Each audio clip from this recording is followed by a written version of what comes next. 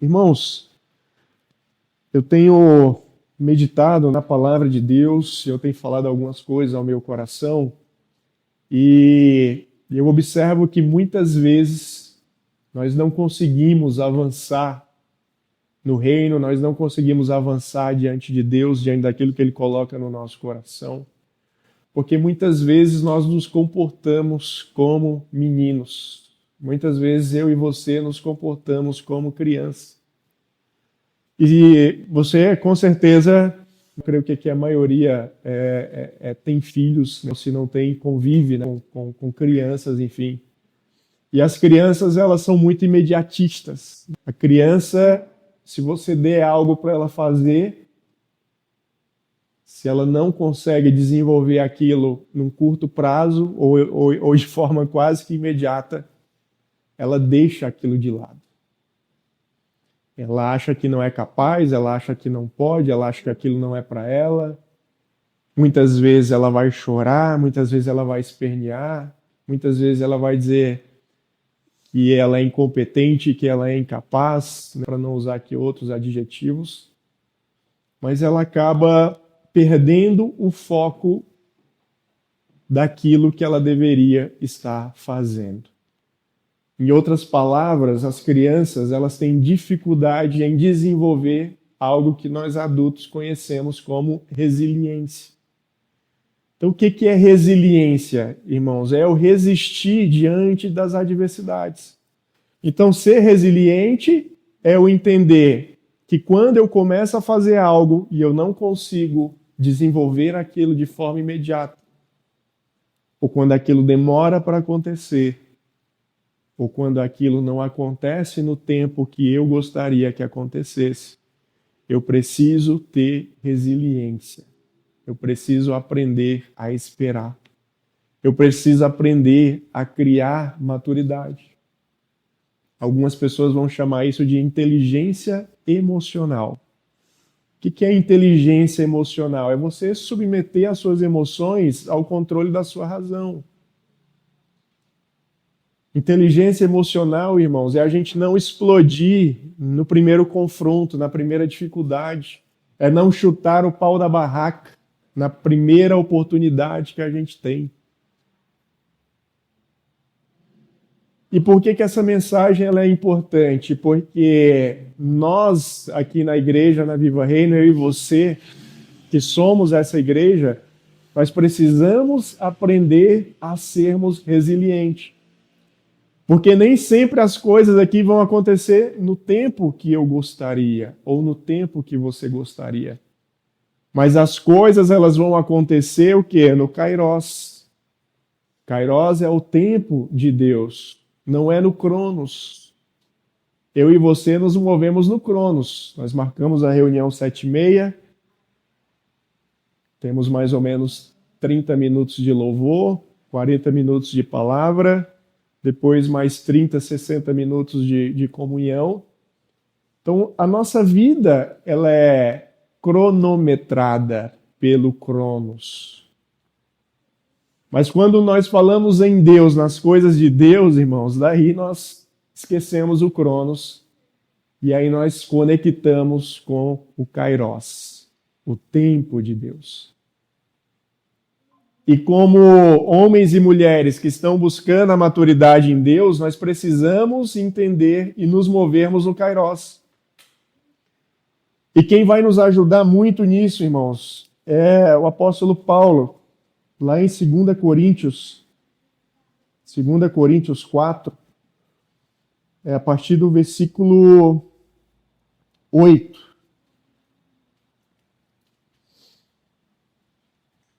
Coríntios 4, a partir do versículo 8. Olha só que interessante. Paulo foi um dos maiores apóstolos, se não o maior apóstolo que a gente tem na Bíblia, não em termos de ser o mais preferido por Deus, mas em termos de produção textual, mas em termos de alcance evangelístico, mas em termos de missão. Nenhum apóstolo nas Escrituras se compara a Paulo. E Paulo ele escreveu isso aqui em 2 Coríntios 4, 8.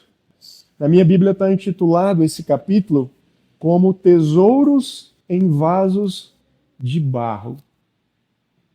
Então você precisa entender que você guarda um tesouro nesse vaso de barro.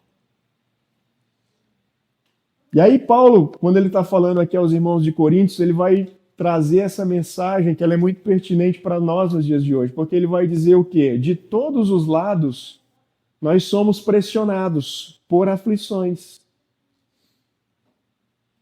Entenda que o apóstolo Paulo, irmãos, não está falando isso aqui para descrente. Ele está falando para crente. Ele está falando para quem conhece a palavra, para quem conhece Cristo. Então, de todos os lados, nós somos pressionados por aflições. Hoje é um dia que eu fui pressionado por aflição. Meu coração está aflito. Por quê? Porque o diabo à tarde já começou a lançar um monte de aflição na minha vida. E aí uma aflição vai puxando a outra. Comecei com uma aflição em casa, uma cachorra defecando no meio da minha sala, depois banhou meu quarto com mijo. E eu gosto muito de animais, irmãos, mas eu sou da época que animal ficava no lugar dele, ficava no quintal, não ficava dentro de casa. Exatamente. Então, é o que? Para mim, hoje foi uma grande aflição, porque já era 5h30 e eu tentando, né, me mover nas coisas, me preparar para o culto, e tinha que ir no supermercado, e tinha que meditar ainda um pouco na palavra, e um monte de coisas. Então veio aquela aflição. Então foi um dia bem corrido. Mas não esmagados. Então nós somos pressionados, mas não esmagados. Então, veio uma aflição? Veio, mas eu estou inteiro ainda. Espera aí, eu sou um filho de Deus. O diabo não vai me esmagar. Nós ficamos perplexos, mas não desesperados. Irmãos, quem fica perplexo são pessoas imaturas. Pessoas que não têm uma vida madura com Deus. Eu lembro uma vez lá em Fortaleza, para quem não conhece a minha história, eu me converti numa igreja chamada Assembleia de Deus Bethesda, lá em Fortaleza. E o Senhor nos deu um projeto para a gente evangelizar no interior. E era uma cidade longa, distante de Fortaleza, ficava quase 300 quilômetros. Só para você ter uma ideia, o nome da cidade se chamava Feiticeiro. O nome da cidade que nós fomos evangelizar se chamava Feiticeiro. Só tinha uma igreja nessa cidade, que era uma Assembleia de Deus, para eles não perderem o costume, né? Então só tinha uma Assembleia de Deus e uma igreja católica enorme. E eu lembro que Deus operando ali antes da viagem, as coisas acontecendo, daqui a pouco, irmãos, uma irmã lá da igreja entrou em desespero. Mandou mensagem para mim, para outros líderes, falando que a gente ia morrer na viagem. Porque ela tinha sonhado que a gente estava dentro de um ônibus e o ônibus encontrava umas vacas na rua e o ônibus passava por cima dessas vacas, só que o ônibus capotava. E estava todo mundo dentro da igreja, dentro do ônibus, e ela falou que a gente ia morrer. Mas ela estava, irmãos, perplexa, desesperada. Desesperada. E eu falei assim, irmã, calma. Primeira coisa, irmã, quem que deu essa viagem? Quem que nos direcionou a fazer essa viagem? Foi Deus? Então você acha que Deus vai fazer a gente morrer na viagem, irmã? Deus não vai fazer a gente morrer. Só que o que acontece? Ela teve um sonho, que eu acredito que até tenha sido uma revelação de Deus, mas ela não entendeu o sonho. Ela não teve a interpretação.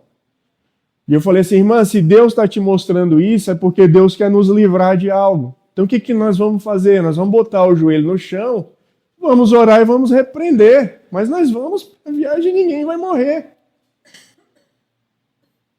E outra coisa, e se nós morrermos, vai ser da vontade de Deus, porque a gente está indo para uma viagem direcionada por Deus. Então se Ele quiser levar a gente na viagem, a gente vai fazer o quê? Embora eu não acredite nisso, irmã. Eu acredito que a gente vai e volta. Ninguém aqui recebeu palavra de que nós vamos e não voltamos. Então, irmãos, as pessoas ficam o quê? Perplexas, elas ficam desesperadas. Mas, meu Deus, pastor, irmão, estou com problema, minha vida, o que será de mim, o que será do meu filho? Entra num desespero. Isso é coisa de pessoas imaturas. E quando eu falar aqui, irmãos, imaturos, eu não estou depreciando essas pessoas, porque todos nós ou fomos imaturos ou somos imaturos em algumas áreas das nossas vidas. Eu sou maduro em muitas áreas, mas pode ter certeza que deve ter um monte de área que eu sou imaturo, que eu preciso criar maturidade, que eu preciso criar resistência. Para quê? Para que eu não entre em desespero. Para que eu não fique andando, caminhando igual uma barata tonta, achando que o Deus que eu sirvo não é suficiente para cuidar dos meus problemas. Então, não ser desesperado, mas não desesperados é uma atitude de pessoas maduras. E aí ele continua lá no verso 8, 9. Nós somos perseguidos, mas não abandonados. Eu não sei se você sabe ou se você tem essa percepção, ou se você tem esse entendimento, mas essa igreja ela é uma igreja perseguida. Vocês sabiam que a Viva Rei é uma igreja perseguida? É perseguida. Percebida também, né? Mas ela é uma igreja perseguida.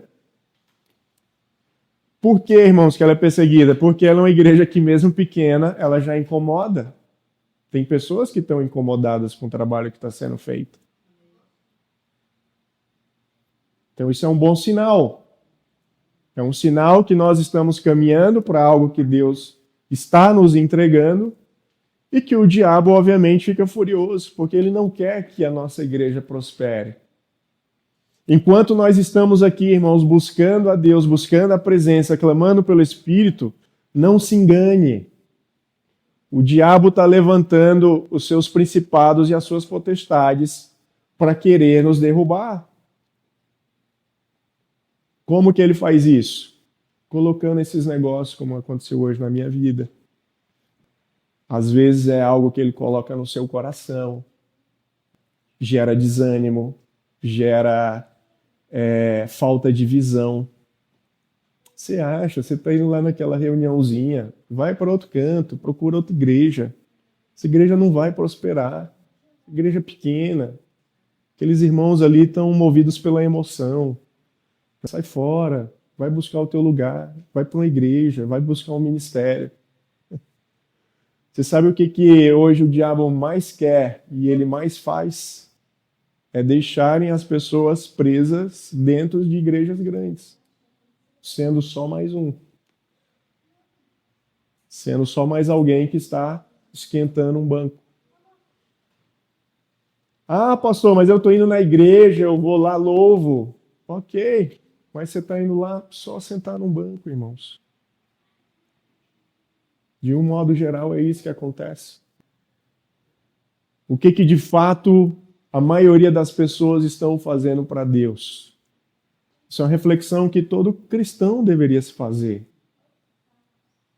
Eu estou indo para a igreja no domingo, mas o que de fato eu estou fazendo para Deus? A começar dentro da minha casa. Será que eu estou sendo cristão dentro da minha casa? Porque ser cristão só no domingo na igreja é uma coisa. Será que eu estou sendo cristão no meu trabalho? Será que eu estou refletindo a glória de Deus aonde eu ando?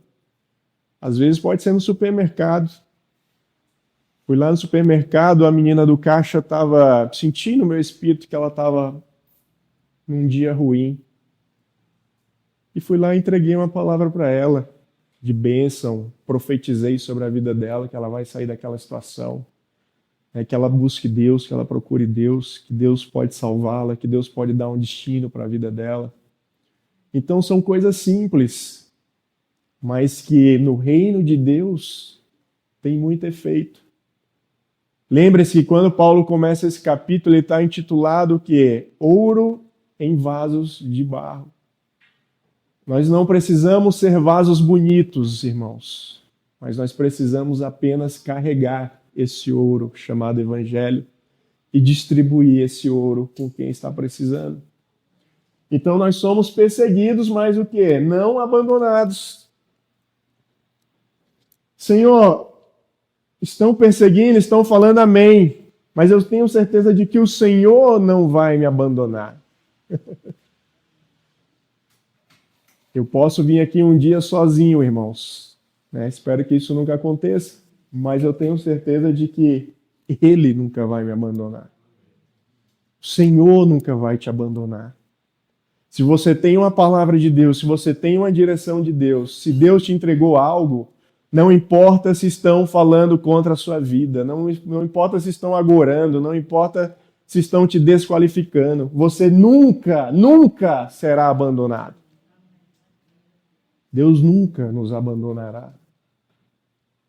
Nós somos derrubados. Olha só o que Paulo está dizendo. Você já foi derrubado alguma vez na sua caminhada na fé? Já deram uma rasteira em você? Já puxaram seu tapete? Quem nunca, né, irmãos? Já te apunhalaram pelas costas? Pastor, mas você está falando isso na igreja? Paulo está falando para quem conhece a palavra, ele está falando isso aqui para a igreja de Corinto, ele não está falando para descrente. Nós somos derrubados, irmãos, nós somos derrubados. Isso significa o quê? Que em algum momento da nossa vida a gente cai. Em algum momento da nossa vida alguém nos derruba. Ou tentam. É bom não cair, né? Às vezes tentam, às vezes derrubam, né? Deixam para baixo. Lançam uma palavra ou o diabo usa alguém. E ele é tão astuto que às vezes ele levanta alguém o quê? Dentro de casa. Ele não manda de longe. Ele aciona quem está ali do lado. Às vezes é o cônjuge, às vezes é um filho, às vezes é o pai, às vezes é a mãe, às vezes é um irmão, um tio, um vô, uma avó. Ele aciona. E se nós não estivermos vigilantes, a gente o quê? A gente cai. A gente é derrubado. Só que a palavra diz que quando nós somos derrubados, nós não somos destruídos, porque o diabo não tem poder para destruir a sua vida. O diabo não tem poder para destruir a minha vida. Ele pode até tentar me derrubar, ele pode até me dar uma rasteira, eu posso até cair.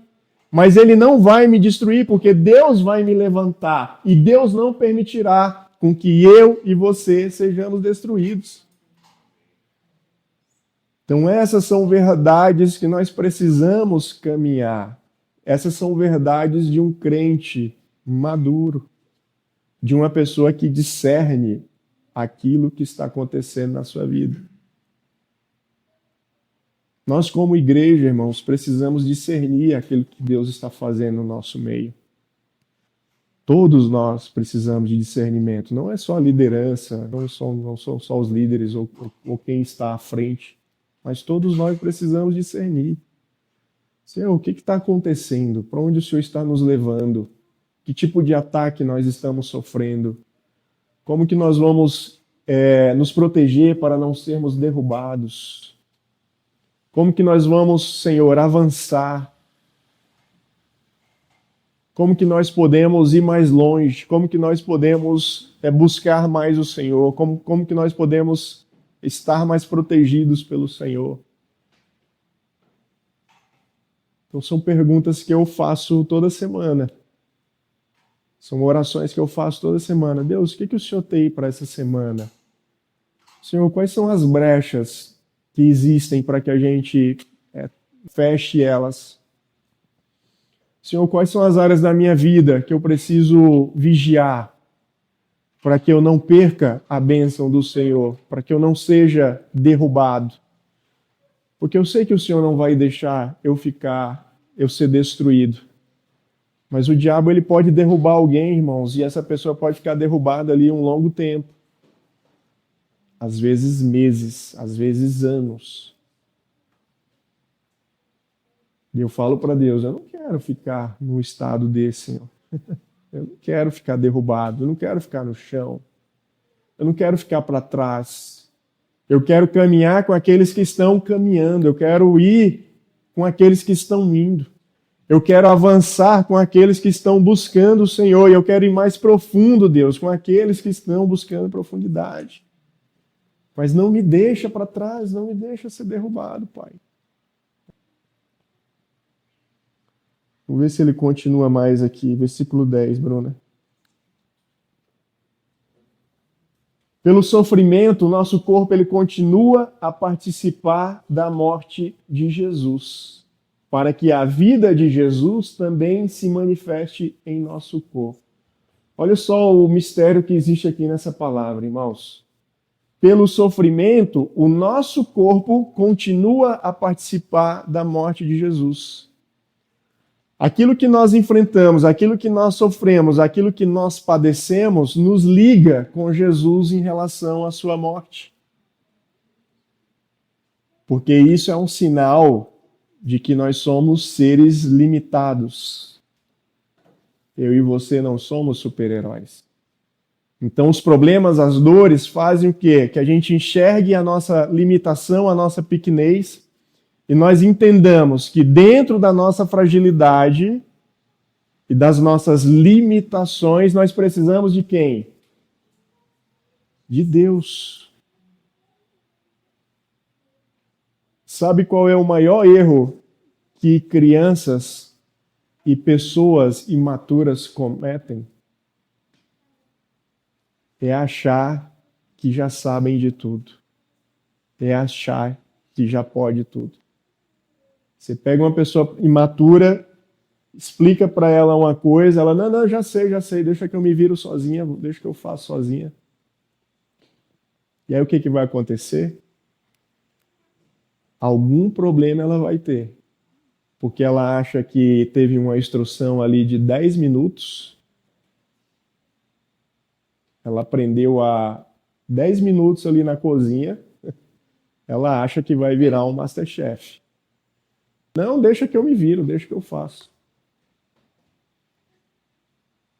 De repente você explica para alguém, Dudu, como que liga os fios. Você faz lá um desenho de fiação e tal, e a pessoa que está aprendendo falou, opa, já sou engenheiro elétrico, próximo projeto eu faço sozinho. Ele vai conseguir fazer? Não, mas acontece, né? É capaz de botar fogo num prédio. Por quê? Porque ele passou um dia com o Dudu vendo um engenheiro profissional que passou anos estudando, que tem anos fazendo isso, e ele acha que um dia, caminhando com ele, é suficiente agora para ele virar um engenheiro elétrico. Irmãos, não é porque nós caminhamos com Cristo 1 ano, 2 anos, 5 anos, 20 anos, 30 anos, 40 anos, 50 anos, que nós vamos entender tudo disso aqui. Nós vamos continuar precisando e dependendo dele. Isso é um posicionamento de pessoas maduras. Uma pessoa madura vai chegar, Dudu, cara, aprendi muito contigo aquele dia. Posso aprender mais? Posso te acompanhar no próximo projeto? E aí ele vai acompanhar mais 1, mais 2, mais 3, mais 100, até o momento que ele vai conseguir caminhar um pouco sozinho. E aí o que ele vai fazer? Quando ele desenvolver um projeto elétrico, ele vai, cara, eu vou procurar o Dudu, só para ele ver se está ok, para ver se eu não estou errando em nada, para ver se está tudo certinho. A nossa vida é assim com Deus, irmãos. A gente vai adquirindo maturidade. Obviamente tem coisas que a maturidade faz com que a gente não precise mais de leite. A gente já vai para um alimento mais sólido. Mas nós nunca vamos perder a dependência de Deus. E muitas igrejas, muitos líderes se perdem no caminho por causa disso. Tem igreja, se você perguntar se a igreja ora,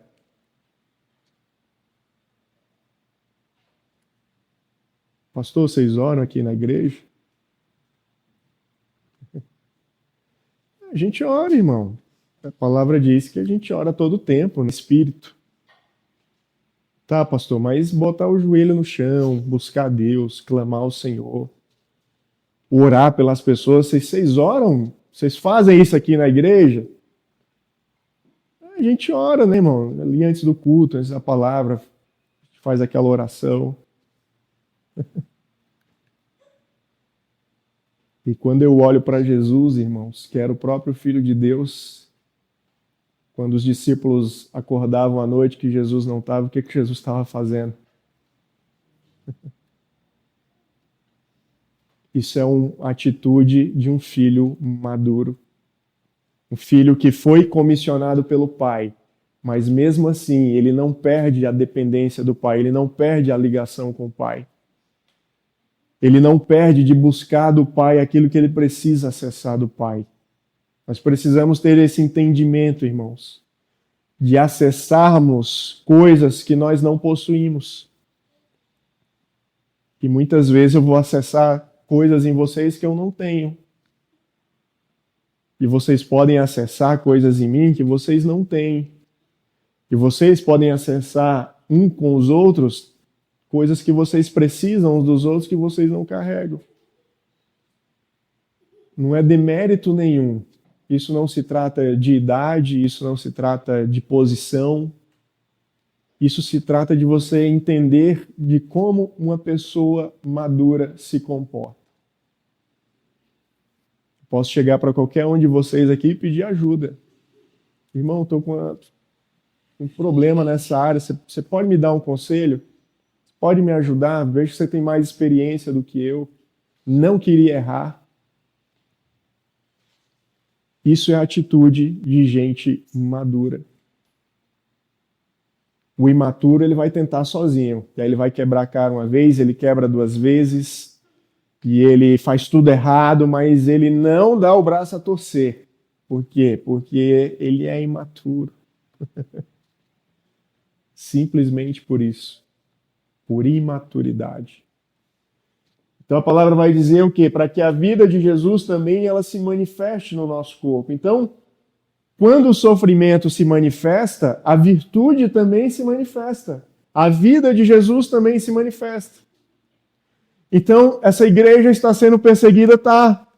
Mas da mesma forma que nós estamos participando do sofrimento, porque Jesus também foi perseguido, nós também teremos um momento de celebrar o quê, irmãos? A vida, a vitória. Porque vai chegar um momento que a Viva Reino vai estar num ponto que as pessoas vão dizer assim, poxa, o que aconteceu com aquela igreja? E aí eles vão ter que achar outros argumentos, outras situações para poder falar do porquê que a igreja está onde está. Mas o sofrimento, a perseguição, ela nunca acaba. Jesus, ele sofreu até a morte, e a morte de cruz. Na verdade, o maior sofrimento que Jesus teve foi também a sua maior coroação. Porque foi na cruz que ele morreu. O corpo. Jesus morreu. O judeu morreu na cruz, Jesus. Mas o Cristo, Filho de Deus, ele ressuscitou. E ele ascendeu aos céus. Então, Deus fala para você na noite de hoje que o teu maior sofrimento será a tua maior vitória. O teu maior sofrimento será aquilo que Deus te colocará na vitrine. Aquilo que você acha que é a pior coisa que está acontecendo na sua vida é aquilo que Deus vai transformar no melhor. Porque o nosso Deus, ele é especialista em fazer isso.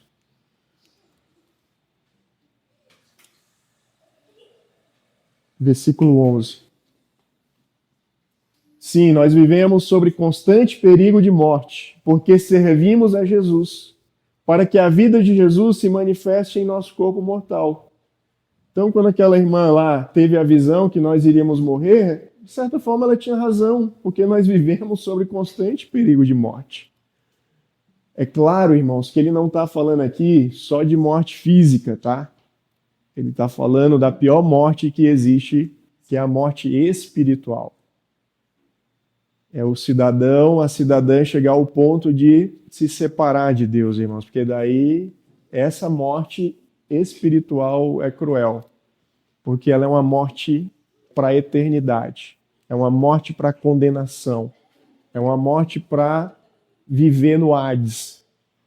E eu tenho certeza que ninguém quer ir para lá. Nós queremos ir para o céu, nós queremos que a vida de Jesus, ela se manifeste em nosso corpo.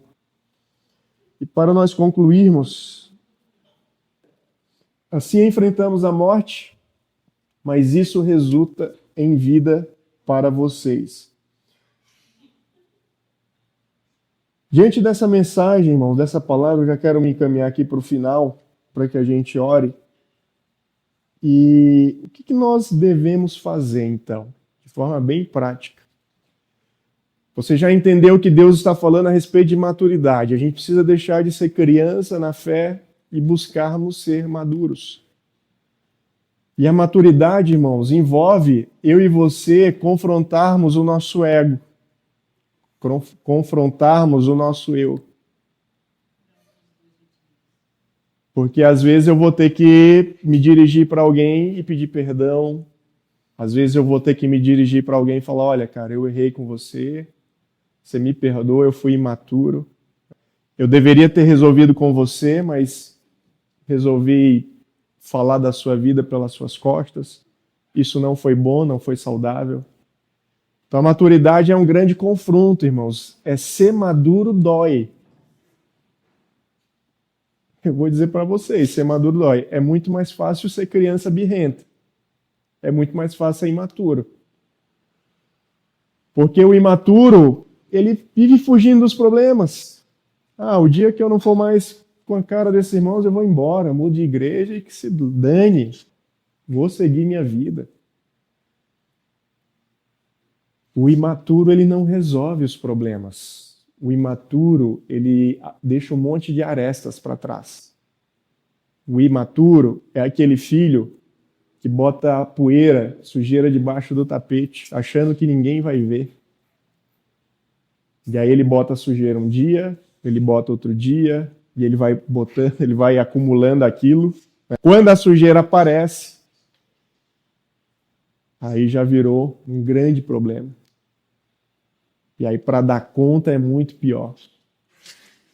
A maturidade ela é mais difícil no início, mas ela evita esse tipo de problema. Porque o maduro ele resolve logo, o maduro ele confronta logo, o maduro ele resolve logo. Ele não fica com pendências, nem com pendengas.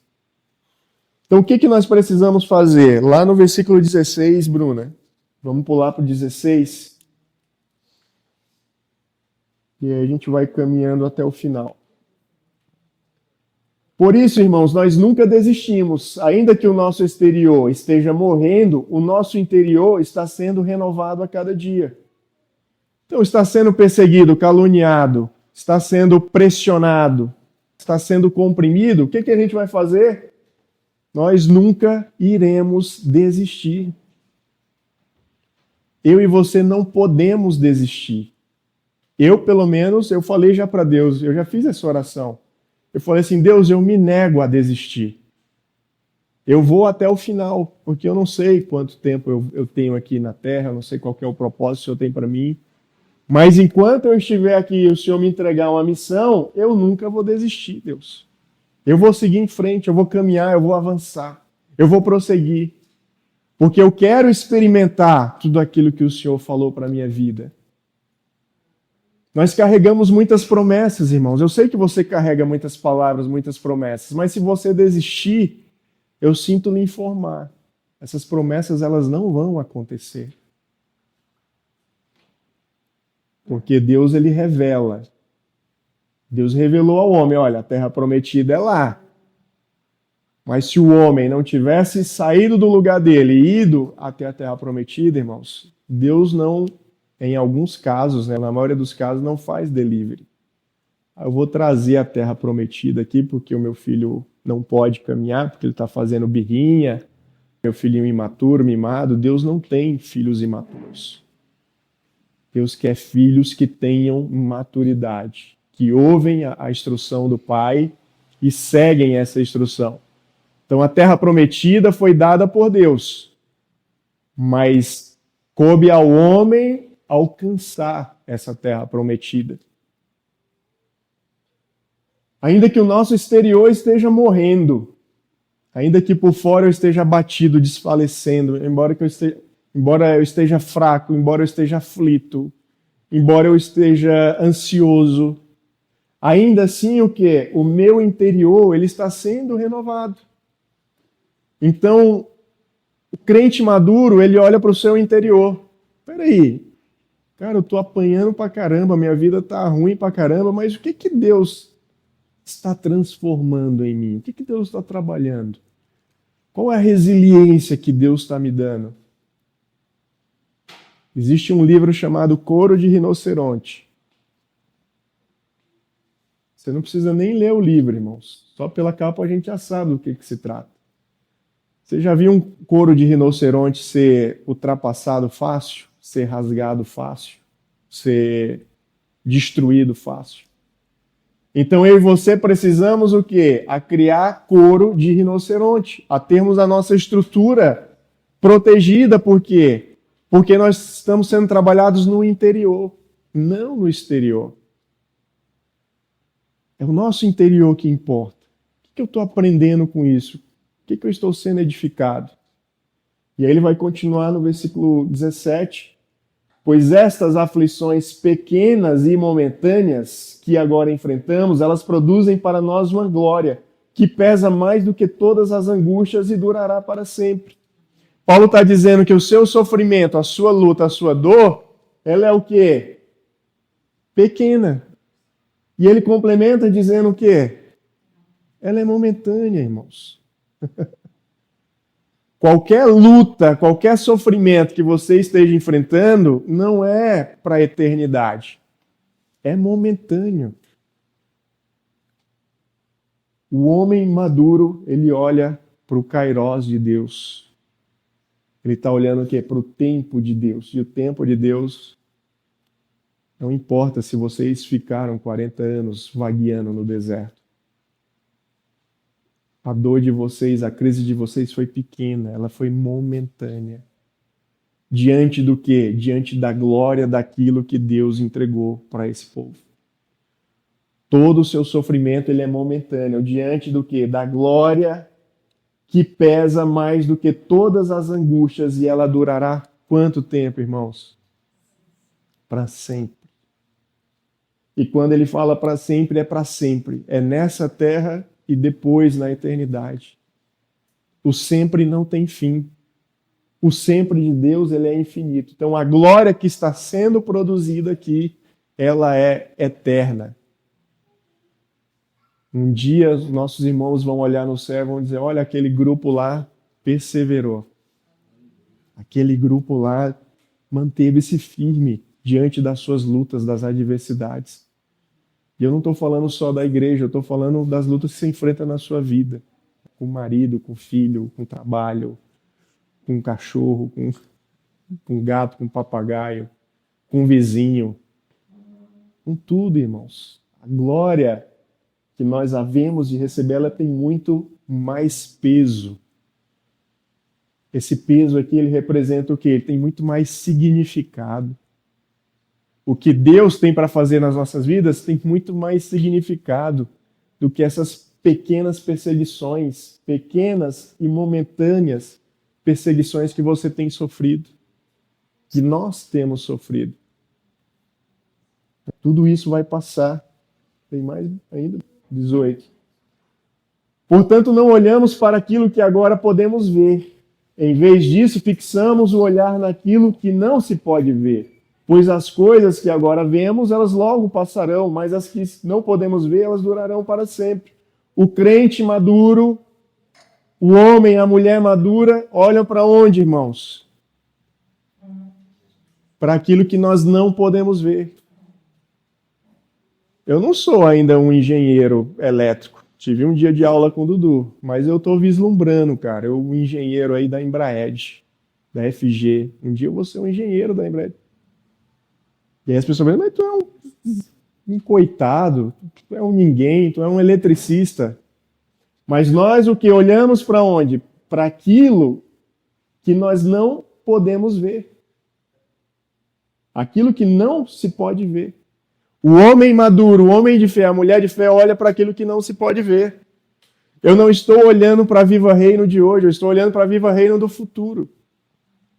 Pessoas transformadas, pessoas cheias do Espírito, pessoas desenvolvendo o seu chamado em Cristo, pessoas vivendo a plenitude de Deus nos seus lares, pessoas engajadas com oração, pessoas engajadas com a palavra, pessoas maduras na fé, ajudando os nécios, os neófitos que estão entrando a também serem maduros. Esse é o nosso papel, irmãos. A maturidade, ela é a vacina para a imaturidade. Então, a maturidade nos leva a fazer com que quando uma pessoa imatura, ela entre no nosso meio, necessariamente não precisa ser na igreja, pode ser na sua casa, no seu trabalho. Nós precisamos transformar essa pessoa imatura numa pessoa madura, num homem maduro, num homem que sabe o seu papel, sua responsabilidade, numa mulher que sabe a sua posição dentro de casa, dentro do reino, dentro da organização que trabalha, dentro da sua empresa. Nós precisamos aprender a governar, e o governo ele é dado para pessoas maduras. Tem mais um versículo, do meu já acabou. É o último, né? Então, irmãos, eu queria, diante dessa palavra, que nós orássemos, né? Queria que nós orássemos entendendo que Deus tem falado algo ao nosso coração. Deus tem falado muito a essa igreja a respeito de maturidade, a respeito de profundidade. E eu tenho falado e vou repetir. Se você quer ser uma pessoa imatura, se você quer continuar sendo uma pessoa imatura, eu vou dizer que esse não é o lugar. Porque aqui nós estamos buscando justamente o contrário. Eu, particularmente, cansei de ser imaturo em muitas áreas da minha vida. Porque a imaturidade, ela cobra um preço muito alto. E eu já tive que pagar preços pela imaturidade que eu não gostaria mais de pagar. Pelo contrário, eu quero buscar créditos na maturidade, para que eu possa depositar esse crédito também na vida de outros. Para que nós possamos crescer diante do Senhor como homens e mulheres aprovados, como filhos maduros, filhos que entendem o seu papel, filhos que entendem a sua posição no reino, filhos que entendem que as adversidades que nós encontramos no caminho, elas estão aí para nos fortalecer, para nos amadurecer. A fruta, irmãos, quando ela está no pé, ela passa por várias intempéries. Ela pega sol, ela pega chuva, ela pega tempos frios, ela pega tempos quentes. Algumas vão pegar geadas.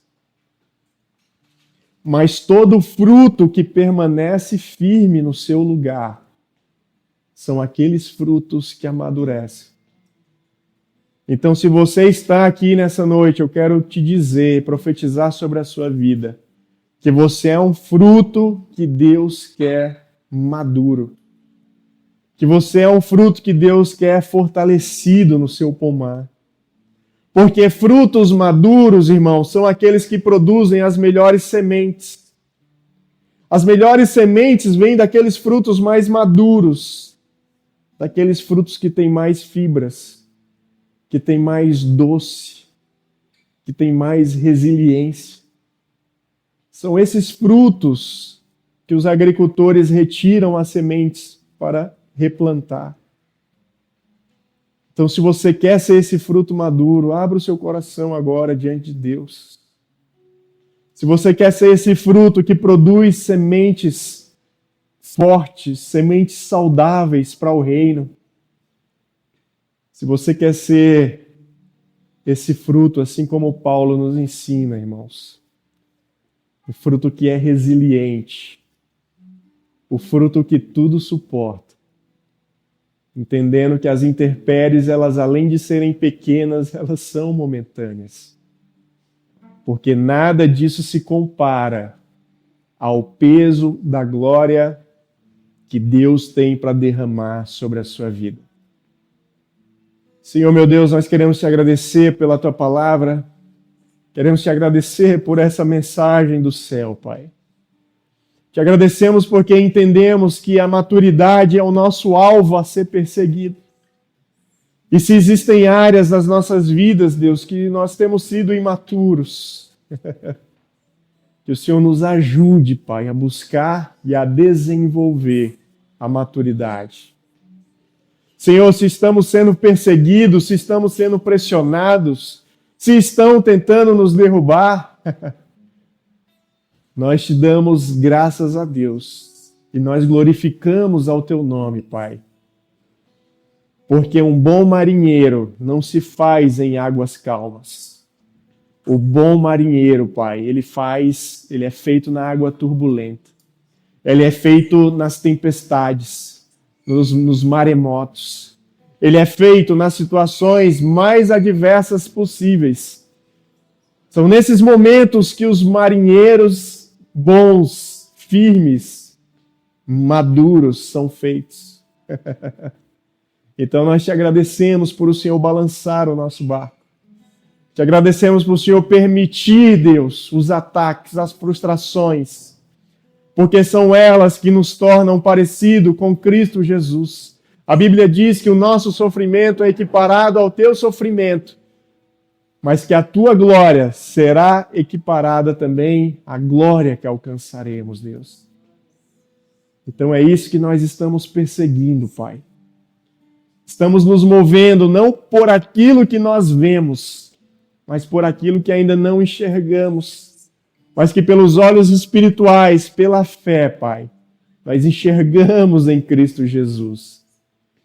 E nós entendemos que existe uma glória futura, algo que humanamente ainda não é visível, mas que espiritualmente é revelado para nós, Deus. E é em cima dessa verdade, dessa palavra que nós queremos nos mover, Pai. Por isso nós te agradecemos, Deus. E pedimos, Pai, que o Senhor continue ministrando nas nossas vidas. Que o Senhor continue nos usando. Que possamos ir até o fim, Pai. Até as últimas consequências daquilo que o Senhor nos entregou. Porque nós não temos um espírito de medo e nem de covardia, mas nós carregamos um espírito de ousadia, um espírito de avanço, um espírito de conquista. Porque é isso que o teu Espírito Santo representa nas nossas vidas, Pai. Aquele que não retrocede diante das batalhas, dos inimigos, diante das circunstâncias, mas que se coloca de pé como um bom combatente do Senhor, entendendo que o Senhor é o nosso general. O nosso general é Cristo, que vai à nossa frente, guerreando as nossas guerras. Por isso nós te louvamos, te agradecemos pela vida da Viva Reino, por cada um dos meus irmãos aqui presentes, daqueles também que ainda não puderam estar conosco hoje. E já oro também, Deus, por aqueles que um dia estarão aqui, para que eles tenham esse mesmo coração, para que eles tenham a mesma visão de serem pessoas maduras no Senhor, na construção de famílias maduras. Assim nós oramos, Pai, e profetizamos para a honra e glória do Teu santo nome, Deus. Aleluia.